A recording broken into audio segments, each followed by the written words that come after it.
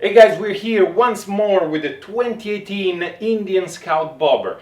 In this episode we're gonna tie up everything together, meaning we install an exhaust, we install an air filter, and now we're gonna install a Dynojet Power Commander to make everything work together in harmony as it's supposed to be. But enough with the chit chat, let's get on it.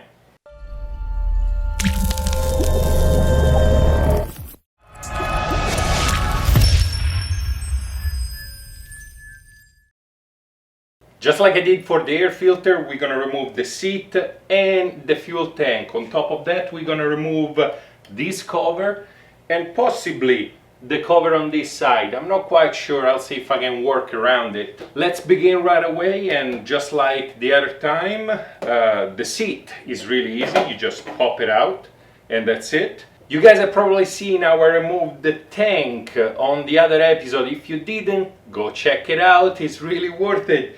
So let's skip that and let's jump right into programming the Power Commander itself with the proper tune. Open up the internet, go to powercommander.com, and at this point you go to downloads. You choose the appropriate Power Commander file.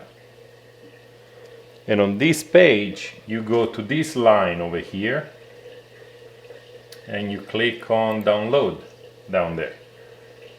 You open it up, and at this point it's just a regular double click like normal, and you go through the installation sequence. Once you have the Power Commander 5 application installed, it's time to go download the maps. So you go back to this page and you go to map search. It's gonna be Indian Scout 2018, and a whole bunch of maps come out. So you're gonna scroll down and go to Vance Hines Grenade full with SNS air filter. Download it. Once it's downloaded, you can go back to the Power Commander application, open map. So let's connect the Power Commander. We're just gonna send it. The map has been sent successful. As it says down here, it's ready to go. Let's go put it on the bike. Unlike to install the air filter, the only other thing you need to remove for the Power Commander installation is this cover over here. So you have one Allen key over here, another one down here, and another two on this side. Let's get them off.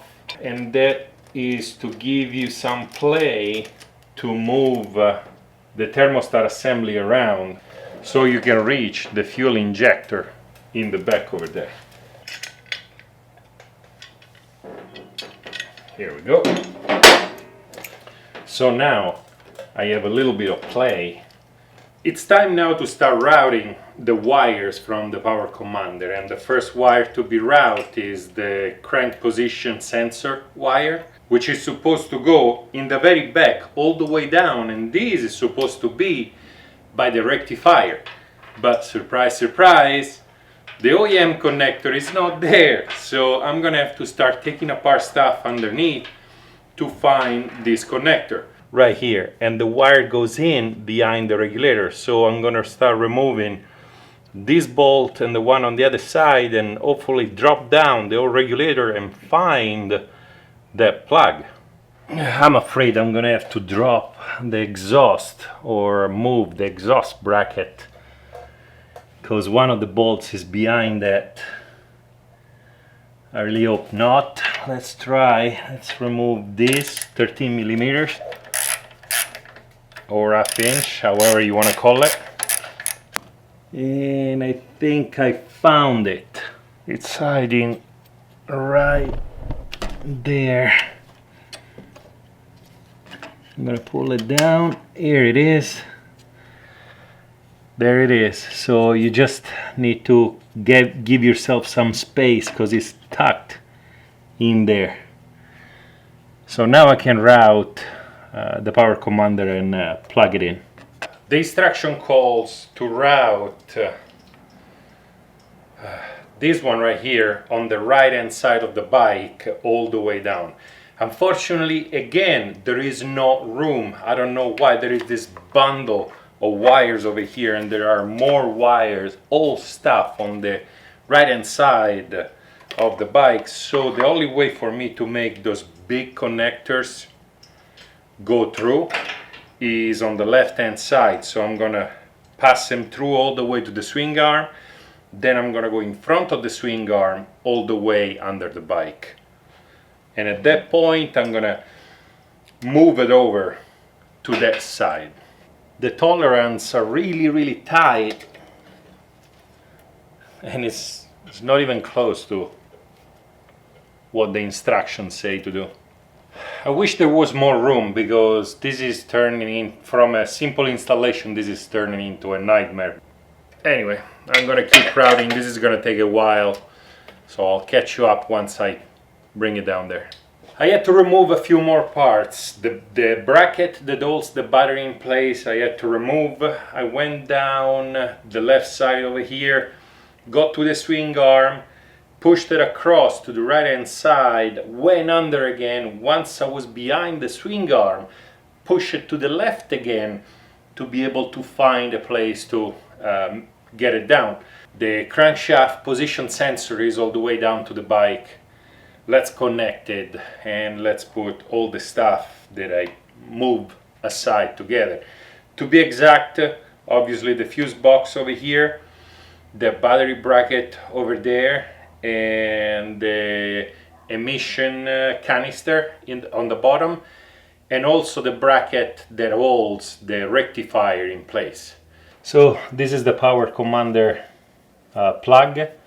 This is the crankshaft sensor plug. So let's unplug this and let's plug it in series with the Power Commander. There we go.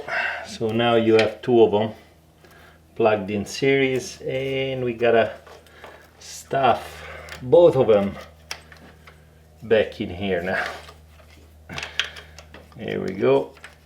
So I'm gonna put all of this back on, and if you guys pulled it out, you probably know how to put it back on. So let's move on to the next step. Okay, time now to put the ground on, and it's about right here, and the ground is 10 millimeters. The instructions say that the Power Commander needs to go behind the battery over here, but there is so much stuff in there that I don't know if it's gonna fit. I'm gonna give it a try. It also says to Velcro it in, but it's not going anywhere.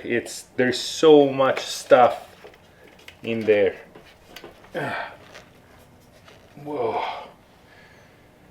Well, that should probably do. Now it's time to start routing the rest of the harness. On the inside over here, and all the way. I'm gonna go through here. Unplug the rear cylinder coil over here and plug in line the one with the blue wires on it. Unplug this. Plug the Power Commander into the coil like that, and plug the coil original wire in the Power Commander. Tuck these under there like that. Okay, very good. And moving forward, so it's time for the rear fuel injector. Lift the red tab over here and then squeeze and pull just like this, and at this point you want the one with the yellow lead to go one into here and the other one down in there to the fuel injector. So like that, just push it in until it clicks. This one with the red or orange lead goes towards the fuel injector, which is in there, and this one with the gasket, the yellow gasket, goes to the coil. So I'm gonna route it in because I wanted to stay behind and be hidden from view. At this point I'm gonna disconnect the coil over here.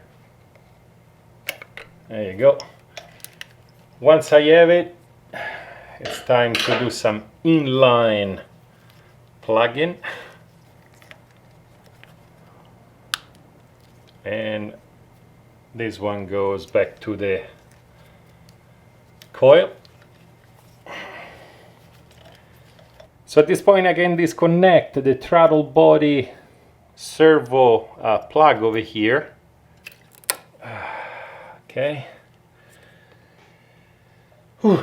Once you have this one out, it's time to do some tapping. So we're gonna get the orange wire with the yellow tracer over there, and we're gonna start using the posi-tap that is provided. So you pass it through like that, then you get the gray wire coming from the power commander over here. Stick the little red end into the wire there like that. Then you get this, and pretty much you just tap into it by doing this. Okay, it's time to put this in and tie the very top like this. Make sure nothing comes loose.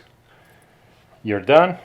Plug it back in until you hear the click like that. Once that's done, we can move in there for the final plug-in, which is the fuel injector. So let's go on the other side. The fuel injector is right back in there, so we can pull the thermostat housing away a little bit, and the fuel injector, it's that. Once you have it up, you can actually plug in the power commander. Once you have it plugged in and the other one hidden over there, you can push the thermostat housing back in place, and let's move on. At this point you've done most of the plug-in. The only other thing you need to do is to replace the O2 sensor with the O2 optimizer, or whatever they call it. Now if you trace the wire from the O2 sensor, it comes up, and unlike the instruction where they tell you that it's right here, well, it's not. It's happily hidden deep in there. So I'm gonna move a whole bunch of stuff out of the way. I'm gonna get in there and plug one of these in it. There it is. I'm gonna plug in one of those O2 optimizer thingy, and I'm gonna stuff it back in there. The other wire is just gonna be loose and hanging over there. So next time you work on your exhaust, you can actually remove the O2 sensor. Time to move up front and do the other one. So the other one, it's back in there, right there. So I'm gonna plug it in, and I'll catch you up later because there is not a good angle to show you guys that, but that is it right there. So I plugged it in over here, and then I zip tied it to the original spot so it doesn't wiggle around when you're riding around the bike. Okay, time to put this cover back in. Time to put the fuel tank back where it belongs. With the fuel line plugged in, it's time to plug again this hose over here. And last but not least, we're gonna plug this back up there. Once everything is plugged in, you can actually drop the fuel tank. Time to get those lines, those air lines, plugged back in. And once it's on, we can start putting those tank bolt back on, and they are 18 foot-pound of torque. After that, we're gonna put the seat back on, and we're done with the install. One last thing we need to do before we call it a day is cycle through the key and see that there is no fuel coming out of the fuel line. I just moved around. Let's see.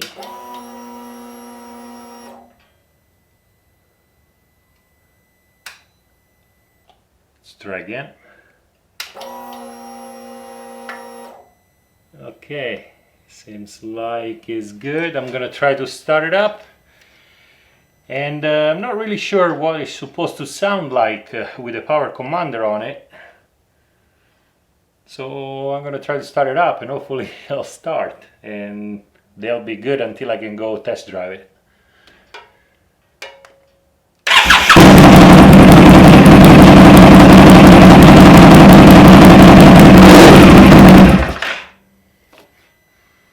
Sounds good. Power Commander installed. So we installed the Power Commander and the bike seems to run just fine. The installation was okay. The routing was quite difficult. Actually, to be accurate, the only routing that was difficult was the crank position sensor and routing the giant plug where the instruction call to write it for.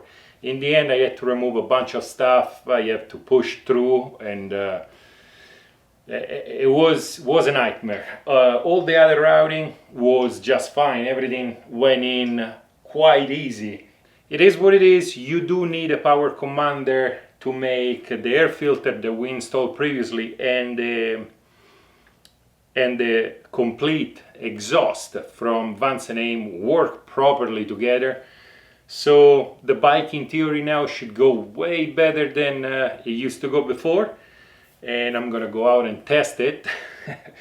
For everything you guys have seen in this video, check the description down below, including the link for the air filter and this exhaust over here, so you can actually get all three components. Other than that, if you like the video, like. If you love the video, subscribe. If you don't love the video, let me know what you don't like about the video so I can correct it. Till then, ride on, and I'll see you next time. I just came back from the test drive with the Power Commander, the air filter and the exhaust. The bike is super fast. It's really super fast. Lil be pretty happy.